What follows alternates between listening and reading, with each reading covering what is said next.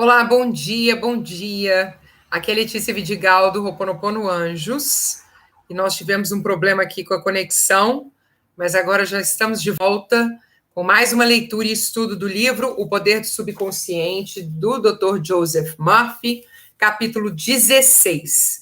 Então, quero convidar vocês para acompanharem essa leitura, assistirem as leituras anteriores. Esse é um livro muito interessante que fala sobre a mente subconsciente. A gente começa a entender bem melhor como que essa mente subconsciente tem uma força sobre nós, e ele traz diversas orações para que a gente possa se conectar com essa mente subconsciente e trazer essa força da mente subconsciente para o nosso lado, ok? Quero fazer um convite para quem ainda não participa do grupo do Poder do Subconsciente, para que entre lá. Vou até pegar aqui o link para que a gente possa, para que eu possa compartilhar aqui com vocês. Deixa eu ver se eu vou conseguir acessar aqui.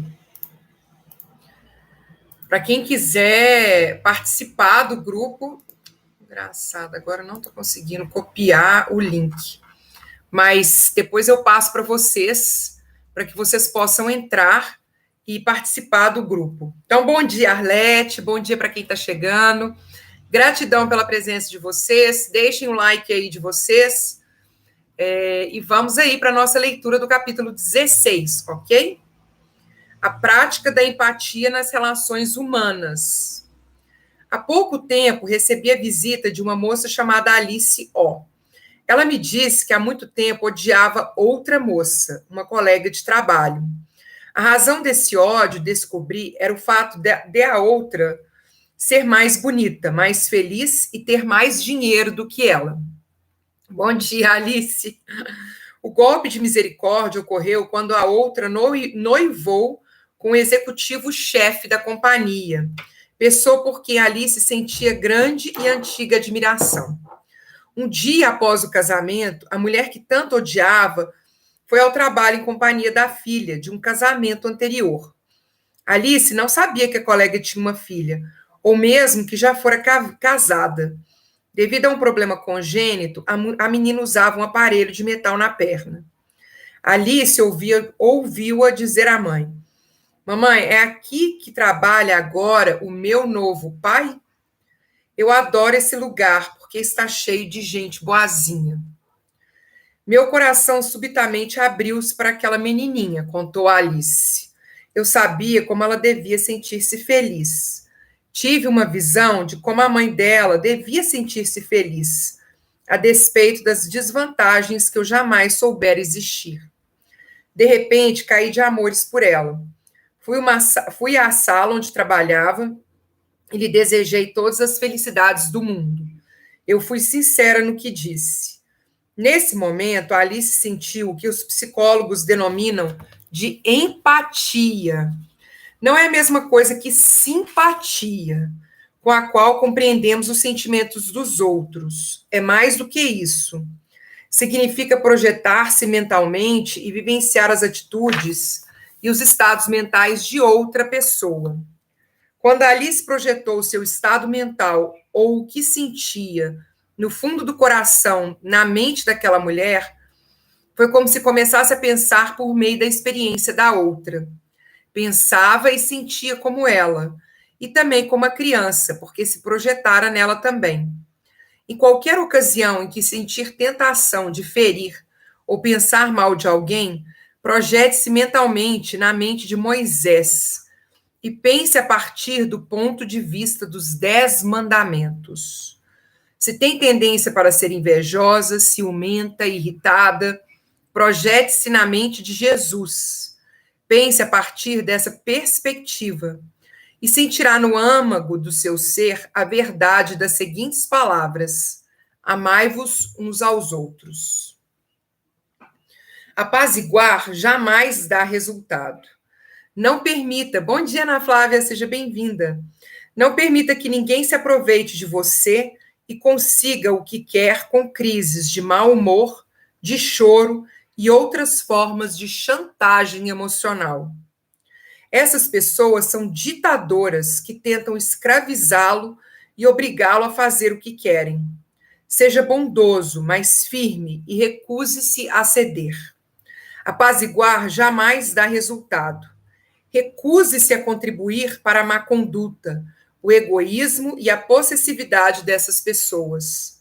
Lembre-se de que essa é a maneira certa de agir.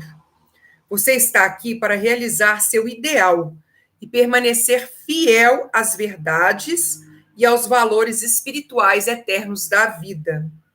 Não dê a ninguém no mundo o poder de desviá-lo de sua meta, de seu objetivo na vida, que é o de manifestar no mundo seus talentos, servir à humanidade e revelar mais e mais a sabedoria, verdade e beleza de Deus a todas as pessoas.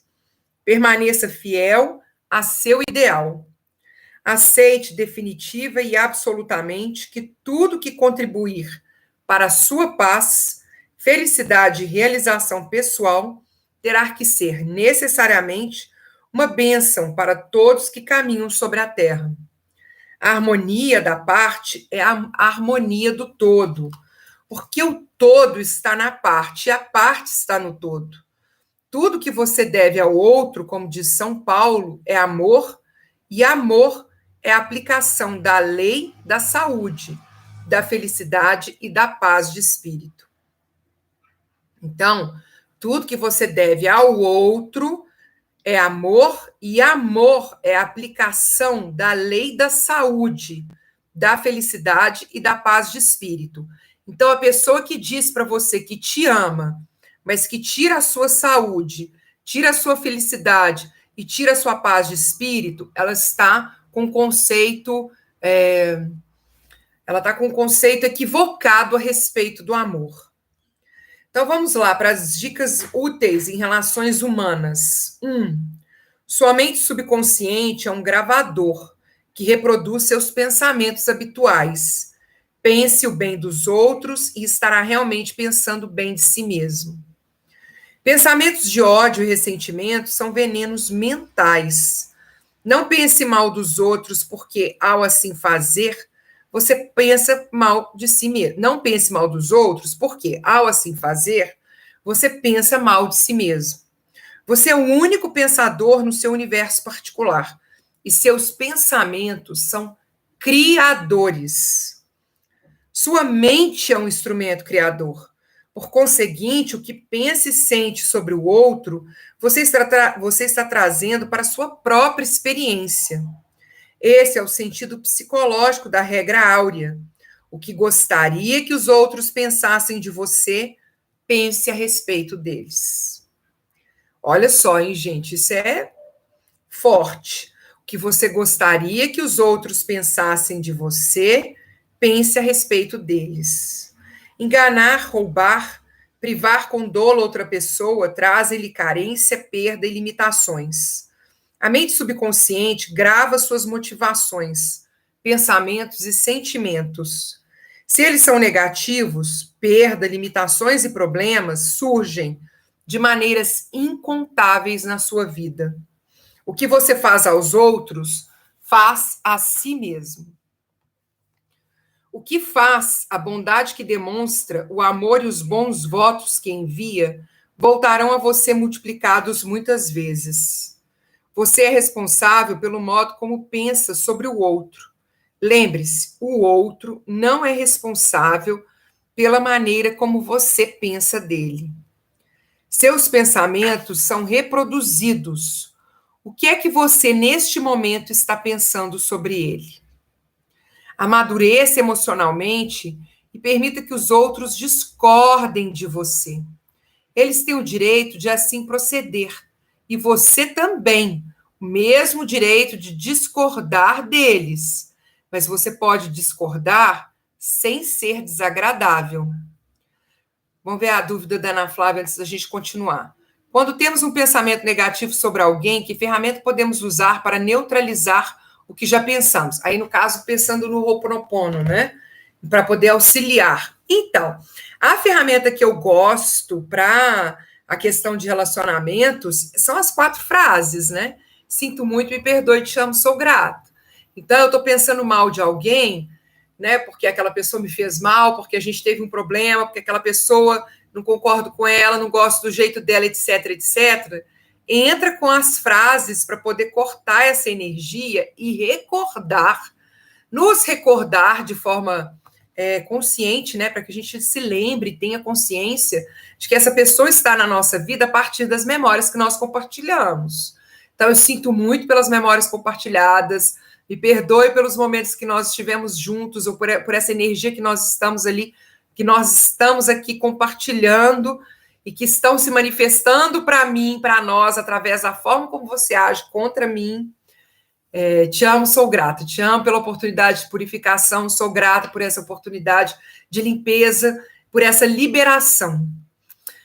Toda vez que uma coisa acontece conosco, que traz um sentimento difícil, não é fácil a gente já trazer essa consciência e já pensar assim, oba, que bom que está acontecendo isso comigo, então eu tenho a oportunidade de fazer essa liberação. Mas é um processo que a gente precisa continuar tentando, precisa continuar exercitando, né? Precisa continuar fazendo, porque em um determinado momento, determinadas coisas que são muito grandes, elas param de ter um tamanho tão grande, começam a ter tamanhos menores, até que finalmente elas se curam. São as cascas de cebola aí que a gente vai descascando. Então, a pessoa está te fazendo mal, opa, oportunidade de purificação e liberação dessa energia que está aqui. Mas eu sei que não é fácil sempre, né? Mas vamos liberando, vamos limpando. Então, a minha sugestão são as frases, ok? Da mesma maneira que animais captam vibrações de medo, numerosas pessoas são igualmente sensíveis nesse particular. Os pensamentos que você acredita que estão ocultos são, na realidade, irradiados por sua voz, expressões faciais e linguagem corporal. Isso é verdade tanto no que interessa a pensamentos positivos quanto negativos. Sua conversa interior, representando seus pensamentos e sentimentos, volta sob a forma de reação dos outros a você. Então, quanto mais pensamentos negativos você tem em relação a uma pessoa, mais ela percebe esses sentimentos, esses pensamentos negativos, e mais ela responde a isso, ok? Deseja aos outros o que deseja a si mesmo. Esse é o princípio fundamental das relações humanas harmoniosas. Mude o conceito e a estimativa que faz de seu empregador. Sinta e tenha certeza de que ele está praticando a regra áurea e a lei do amor, e ele reagirá de acordo. Ninguém pode aborrecer você ou irritar você, a menos que você permita. Seu pensamento é criador. Você pode abençoar o outro. Se alguém insultá-lo com uma palavra, você tem a liberdade de responder. Que a paz de Deus esteja em sua alma. Olha, é o que eu quero. É o meu plano, minha meta para essa vida. Alguém me fazer mal, igual, por exemplo, os hackers lá que tomaram a minha conta lá do Instagram. Então, que a paz de Deus esteja em sua alma. Que a paz de Deus esteja em sua alma. E aí é isso que tem que começar a desejar para que as energias que estão impedindo, né, que as coisas sejam resolvidas, que as questões parem de aparecer num relacionamento e possam se modificar. E não é um processo fácil, e penso que para muitas pessoas que estão na nossa vida não vai ser curto, né, esse exercício, precisa ter perseverança, insistência, continuar insistindo para ter resultados. O amor é a solução para se relacionar bem com as pessoas. Amor é compreensão, boa vontade e respeito pela divindade do outro. Tenha compaixão e compreensão por aqueles cujo condicionamento negativo tornou-os pessoas difíceis e desagradáveis. A centelha divina está nelas, como está em todos nós. Compreender tudo é perdoar tudo. Outro exercício difícil, né? Reconhecer a centelha divina naquele que nos faz mal, naquele que traz para nós conflitos e dores, né? Alegre-se com o sucesso, a promoção, a boa sorte dos outros. Ao agir assim, você atrai boa sorte. Jamais ceda às cenas emocionais e crises de mau humor dos outros. O apaziguamento jamais dá resultado. Não seja um capacho. Faça o que é certo. Seja fiel a seu ideal, sabendo que a postura mental que lhe dá paz, felicidade e alegria é certa, boa e verdadeira. O que o abençoa, a todos abençoa também. A única coisa que devemos a alguém no mundo é amor. E amor significa desejar para todos aquilo que desejamos para nós mesmos: saúde, felicidade e todas as bênçãos da vida. Amadureça emocionalmente e permita que os outros discordem de você. Eles têm o direito de assim proceder. E você também tem o mesmo direito de discordar deles.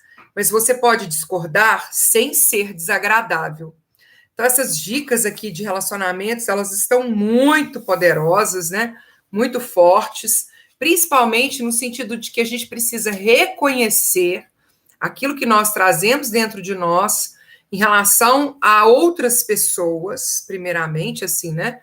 O que é que eu sinto em relação a tal pessoa, para perceber quais os pensamentos que eu tenho em relação àquelas pessoas, para começar a modificar meu pensamento em relação a elas. Ou seja, se antes eu desejava mal, queria que, sei lá, acontecesse, não, fica longe, não quero saber. O exercício é desejar o bem, desejar aos outros o que nós queremos para nós. Tá claro? Então, nós vamos agora para o capítulo 17. Como usar a mente subconsciente para perdoar. O verdadeiro sentido do perdão é o perdão de si mesmo. O perdão alinha nosso pensamento com a lei divina da harmonia. A autocondenação é chamada de inferno, escravidão e restrição. O perdão é chamado de céu, harmonia e paz. A vida não tem favoritos. Deus é vida. E o princípio da vida flui através de você neste momento, enquanto lê e pensa nessas palavras. Deus gosta de manifestar-se em você como harmonia, paz, beleza, alegria e prosperidade. Isso é chamado de a vontade de Deus ou a tendência da vida. Se você cria na mente resistência à passagem do fluxo de vida, esse bloqueio emocional semeia confusão no subconsciente e causa todos os tipos de condições negativas. Deus nada tem a ver com situações de infelicidade e caos no mundo. Elas são causadas pelo pensamento negativo e destrutivo da espécie humana. Constituem um grave erro, portanto, culpá-lo pelos problemas ou doenças que nos afligem. Numerosas pessoas criam, habitualmente, resistência ao fluxo da vida, acusando-o e censurando-o pelo pecado, pela doença e pelo sofrimento da humanidade. Outras lhe atribuem culpa por dores, mal-estar, perda de pessoas amadas, tragédias pessoais e acidentes. Enfurecem-se com ele e julgam-no responsável por seu sofrimento. Enquanto alimentarem esses conceitos negativos sobre Deus, tais pessoas enfrentarão reações negativas automáticas da mente subconsciente. Elas precisam compreender a verdade, obter a liberação e renunciar a toda e qualquer condenação, ressentimento e raiva contra qualquer pessoa ou poder fora de si mesmas. Se assim não agirem, não adianta esperar vida sadia, feliz ou criativa. No momento em que acolherem o amor na mente e no coração, no momento em que acreditarem que ele é um pai carinhoso que as protege, ama, orienta, sustenta e lhes dá força, esse conceito e crença sobre Deus ou princípio da vida será aceito pela mente subconsciente e elas se beneficiarão de incontáveis maneiras. Então, o exercício está aqui, tá? Aqui ele está falando da prática. Então, ele já está falando da questão, primeiramente, de que não existe nenhum tipo de castigo divino para nós, tá? Deus não tem preferidos, não tem os favoritos, não tem quem ele machuca e prejudica, não tem nada disso. Se a gente ficar alimentando conceitos negativos sobre Deus, nós vamos enfrentar as reações negativas desses conceitos negativos, porque nós vamos imprimir isso na nossa mente subconsciente, e isso não tem outra alternativa a não ser se manifestar para nós. Então, o exercício é acolher o amor na mente e no coração, acreditando que Deus é um Pai carinhoso que nos protege, nos ama e nos orienta, sustenta e nos dá força. E, a partir desse princípio e o conceito e crença sobre Deus, o princípio da vida, uma vez que a gente aceita isso na mente subconsciente, isso também não tem outra alternativa a não ser se manifestar na nossa realidade. Ok? A vida nos perdoa sempre. O princípio da vida contém e abre-nos um tesouro infinito de perdão. Perdoa-nos quando cortamos o dedo. A inteligência subconsciente existente em nós age imediatamente para curar o ferimento. Novas células constroem pontes de um lado a outro do corte. Se contraímos uma infecção provocada por determinado organismo nocivo, a vida nos perdoa e cerca e aniquila o invasor. Se queimamos a mão, o princípio de vida reduz o edema e a congestão e dá-nos nova pele, tecidos e células. A vida não alimenta rancor contra ninguém. Está sempre nos perdoando. Traz de volta a saúde, a vitalidade, a harmonia e a paz, se cooperarmos com ela. Isto é, se pensarmos em harmonia com a natureza. Lembranças negativas, rancorosas, amargura e má vontade atravancam e impedem a circulação do princípio de vida em nós existente. Como ela baniu o sentimento de culpa. Harriet G. trabalhava até tarde no escritório todos os dias. Frequentemente só voltava para casa depois de meia-noite. E alimentava a esperança de que os chefes e colegas a admirassem por ser tão esforçada. Mas nada disso acontecia. Uma vez que ela era, em geral, a única a fazer serão, os demais nem mesmo sabiam de sua rara dedicação ao trabalho. Enquanto isso, sua família enfrentava sérias dificuldades.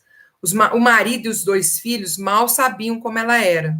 Quando a equipe júnior de beisebol, onde o filho Lawrence jogava, chegou às semifinais, Harriet não só não foi assistir ao jogo, mas nem mesmo perguntou quem vencera.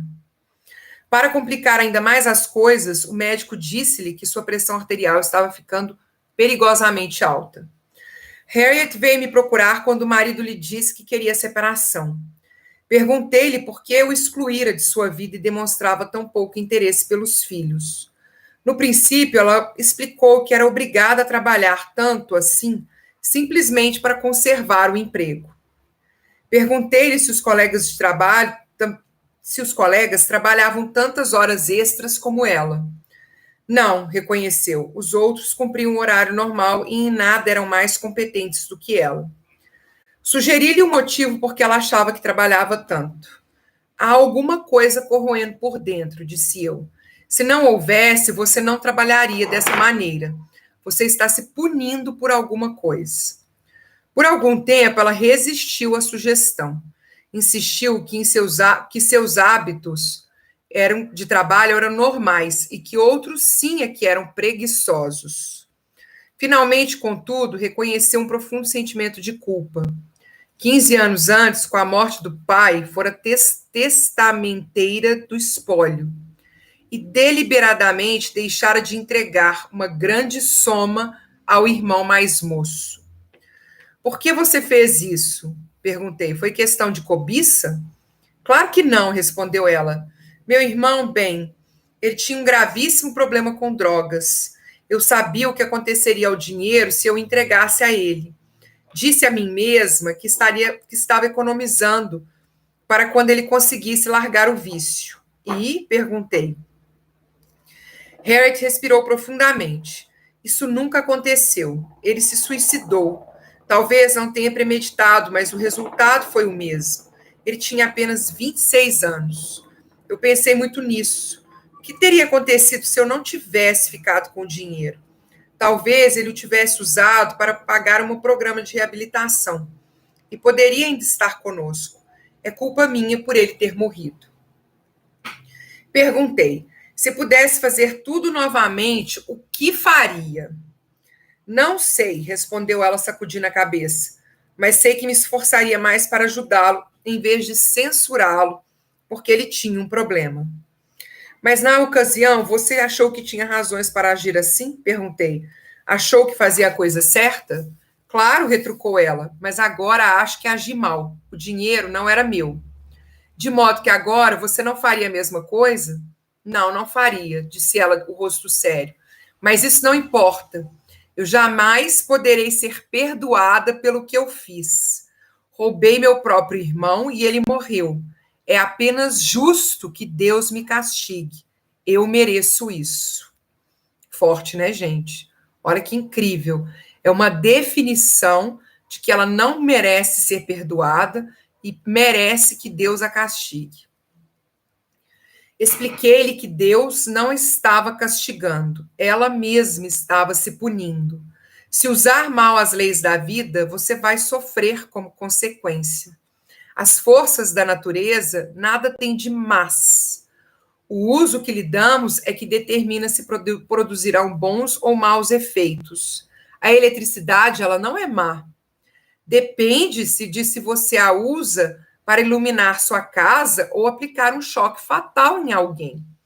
O único pecado é a ignorância da lei. E o único castigo, a reação automática dela quando ela é mal usada. Se você usa mal os princípios da química, explode o local de trabalho. Se dá um murro numa tábua, é possível que a mão comece a sangrar. A tábua não tem nenhuma culpa. A culpa está no mau uso em que você lhe deu.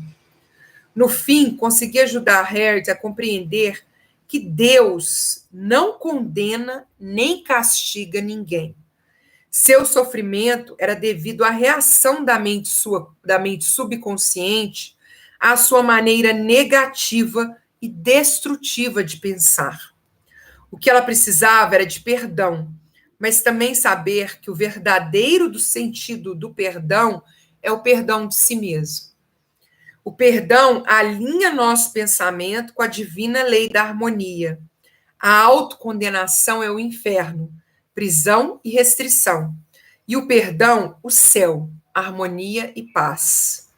Tirando da mente o peso da culpa e da autocondenação, ela obteve cura completa. No exame médico seguinte, a pressão voltara ao normal. A explicação a curou. Então, no caso dela, ela precisava entender, né, o que estava acontecendo e por que ela estava se sentindo daquela forma e colocar isso para fora. Olha só, ela pôs luz onde havia sombra, porque ela estava carregando aquilo ali sozinha, sem conseguir compartilhar com ninguém, provavelmente. Então, ela põe luz naquilo que estava trazendo sofrimento para ela e traz uma compreensão no consciente, começa no nível consciente do que havia se passado com ela. E trouxe o entendimento aí de que o perdão não precisava vir de Deus, né? Ela estava entendendo que havia um castigo. O castigo era ela trabalhar até tarde e agora o marido pedindo para separar e provavelmente até uma dificuldade na relação com os filhos. Mas ela trilhou esse caminho para que o castigo viesse.